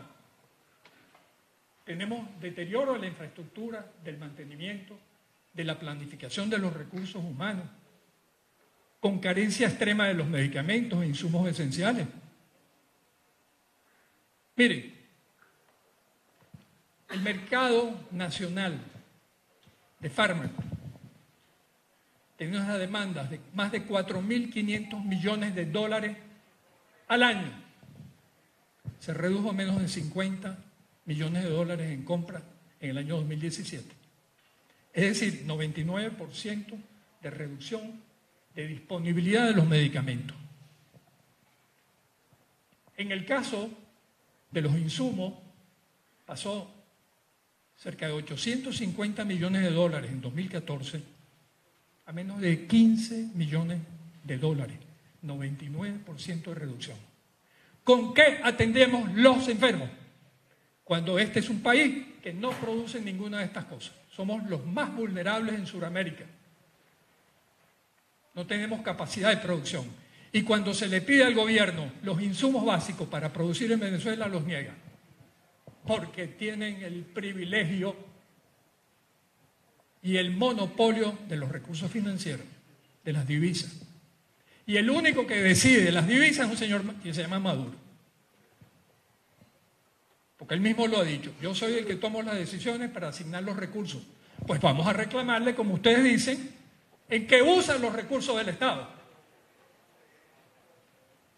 Cuando regala 440 millones de dólares en petróleo a Cuba, no hace varios años, en enero de este año. Bueno, miren, aquí hay una situación de divorcio entre los intereses que tiene el Estado, sus intereses particulares y los intereses de la sociedad. No lo voy a repetir, pero esto está en la prensa, están los datos que ustedes han recogido. Bueno, la negación de esos recursos y de esas garantías nos lleva a una situación terrible de pérdida de vida y de sufrimiento permanente. En cada una de esas áreas, les recomiendo el informe sobre inmunosupresores que está en Prodavinci o en las páginas de Provea o en cualquiera de estos órganos pues, de difusión general. ¿Y qué hacer?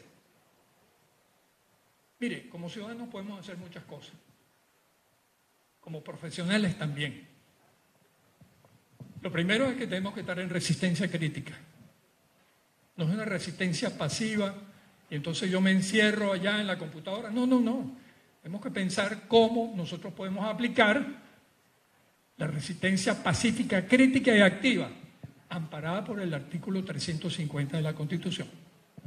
¿Y cómo podemos hacer desobediencia civil? Y este es un acto de desobediencia.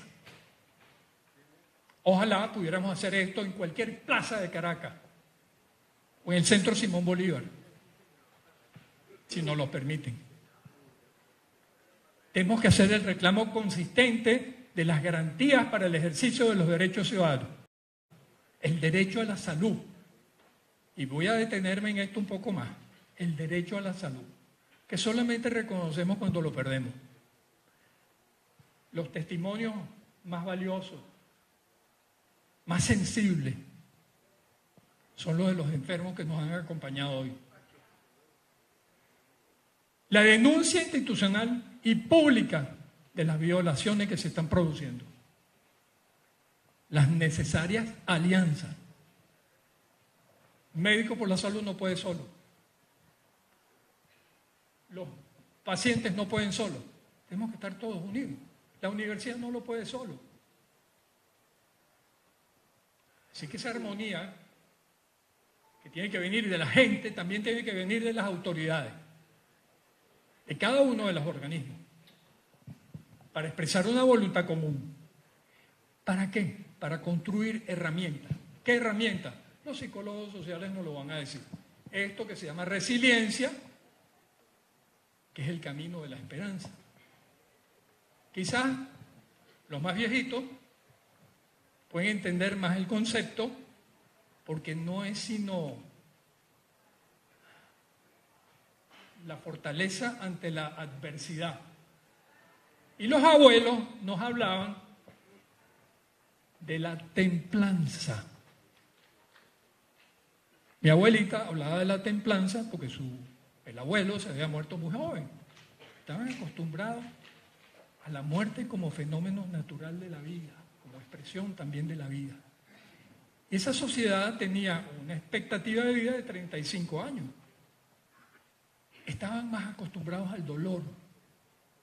Por lo tanto, tenían como expresión natural, psicológica, la templanza. Y nosotros en nuestras comodidades, en nuestros escenarios, comenzamos a olvidar la templanza. Hagan por favor un esfuerzo personal de reflexión, 5 minutos, de cómo pueden ustedes desarrollar la templanza ante tantas dificultades. Yo se lo pido a cada uno de mis pacientes, para que reflexionen cómo podemos hacerlo, porque significa una actitud de lucha y no una aceptación tácita de la desesperanza aprendida. Pero eso lleva también a la reconstrucción de la sociedad por lo anterior. Así es. Y nos lleva a planificar. Miren, me consta que las grandes organizaciones de Naciones Unidas desde hace 2 años vienen planificando. Lo llaman la emergencia Venezuela, el escenario Venezuela. No pueden actuar porque el gobierno lo impide, pero están haciendo planes para introducir mecanismos para que el daño sea peor, no sea peor. Y lo están haciendo a través de la donación de insumos, de recursos extraordinarios a las personas que están migrando de Venezuela hacia Colombia o hacia Brasil. El monto donado hasta este momento supera los $30 millones para satisfacer las necesidades básicas de esa gente. Son programas que se han ido elaborando en diversas instituciones de Naciones Unidas, que calladamente vienen haciendo ese trabajo. Alguna vez llegará esa ayuda al interior de Venezuela, no como un maná que lo va a resolver todo, no. Eso va a resolver probablemente la contingencia, las circunstancias muy extremas, los pacientes con mayores privaciones, pero no va a resolver todo. Vean algunas cosas que hemos trabajado. ¿Cómo fortalecemos en la población el concepto de vacuna como un bien social que represente un derecho y un deber? Lo hemos estado colocando incesantemente. Próxima. ¿Cómo hacemos que la población entienda que el acceso a los medicamentos no es una dádiva, que no se requiere ningún carnet de la patria, que no se requieren condicionamientos, sino que es un ejercicio universal de un derecho fundamental? Y vean cómo se ha cambiado en el lenguaje oficial, en el discurso oficial, la necesidad de un condicionamiento para un derecho que es universal. Pues simplemente no lo podemos aceptar y lo entendemos cuando hay personas que no tienen recursos y no tienen conocimiento, que no tienen otra salida sino aceptar la caja CLAP o el carnet de la patria para poder alimentarse. Pero hay que reconocer que estos son discriminaciones y es una etapa avanzada del sistema totalitario que tenemos. La discriminación de la población. Hay un ejemplo de los años 30.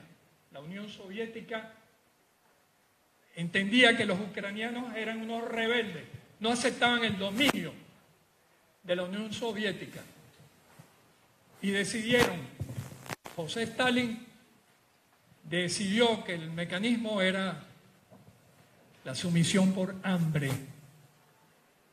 Y en 5 años se murieron 5 millones de personas. para atenuar la conflictividad, la rebeldía de Ucrania ante la Unión Soviética. Bueno, que estos son mecanismos harto conocidos de dominación y de control social. El control social por hambre, y hay que repetirlo, porque la gente lo va a entender. No es el bloqueo el que nos tiene afectados, es el bloqueo, por supuesto, el que nos está dando el propio gobierno, porque con hambre nos somete.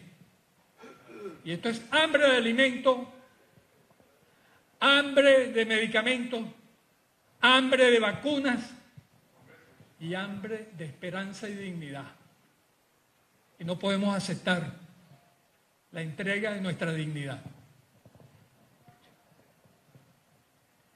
Y el otro paso, lo estamos viendo en esta semana, lo hemos visto de una manera intermitente, pero ahora es sistemático.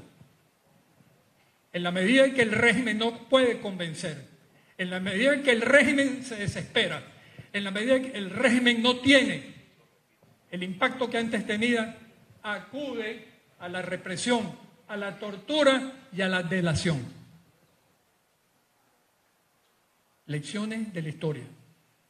Por favor, yo les anticipo que ustedes tengan una toma de conciencia de lo que está sucediendo. Una realidad extremadamente dura. Y uno no sabe, pues. En cualquier momento viene el SEBIN y lo persigue a uno. Mire, doctor Oleta, es muy inconveniente lo que usted está diciendo. Pero ¿cómo puedo renunciar yo a mi libertad? No puedo renunciar a mi libertad. Si yo acepto quedarme callado, yo me sentiría muy indigno. Y no podría estar con ustedes acá diciendo las cosas que digo. Próximo.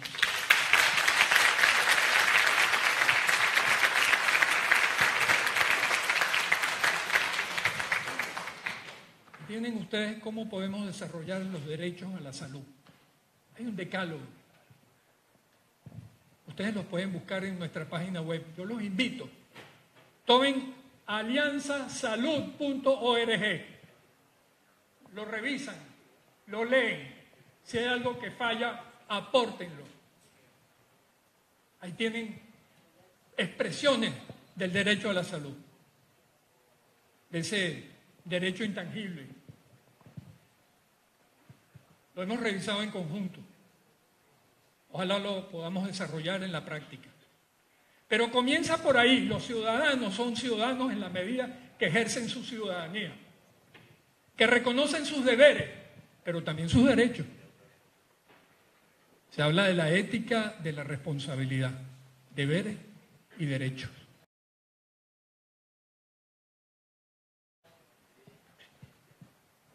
Entonces, para exigir un derecho hay que conocerlo.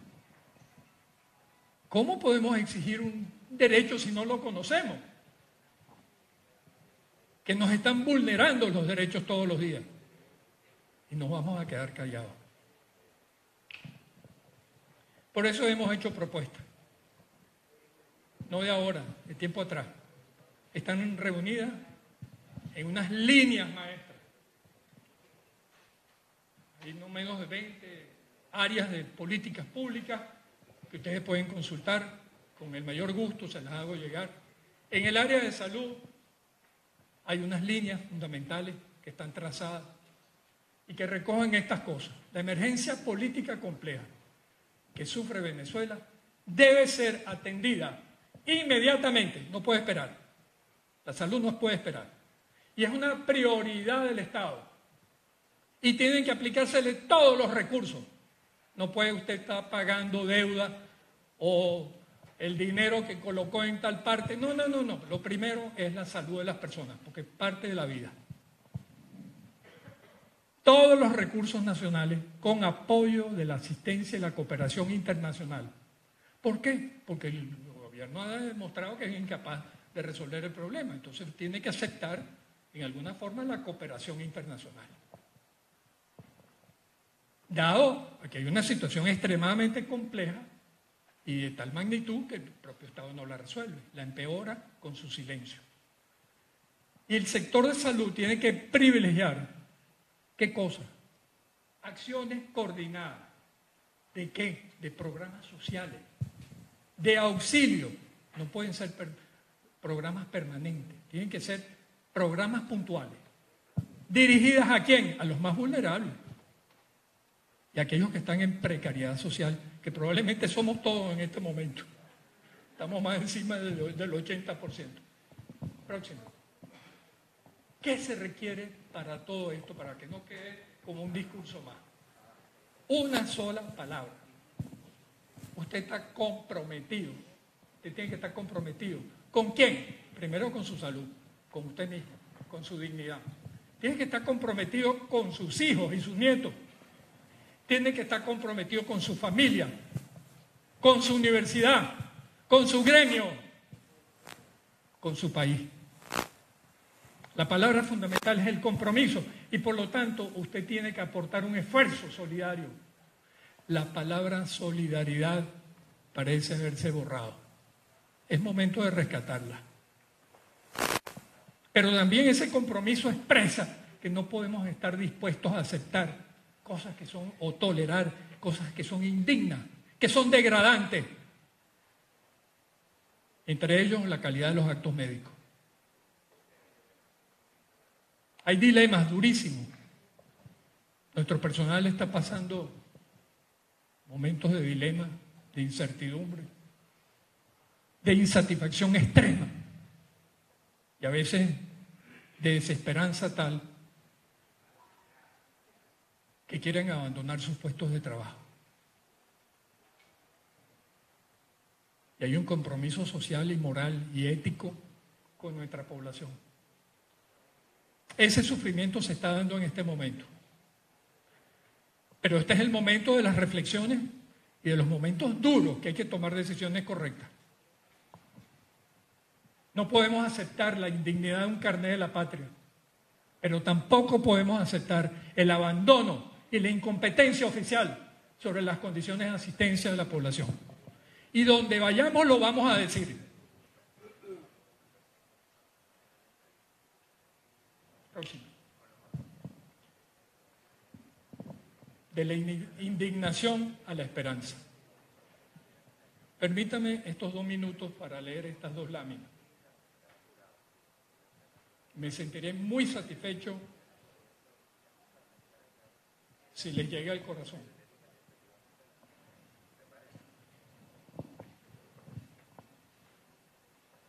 Viviendo estás los años más sucios de la historia, pero si sobrevives, será tu tiempo, el tiempo de la bondad triunfante, de la justicia erguida, donde la voz alcance la libertad del sueño.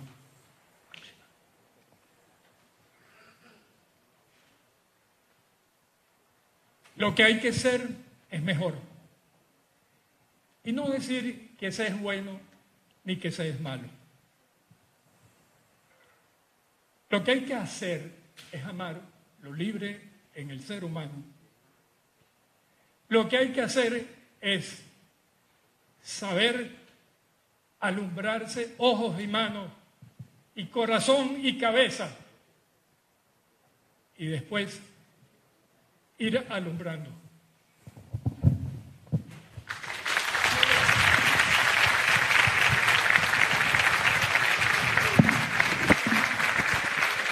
Bien, ponencia del doctor José Félix Oleta.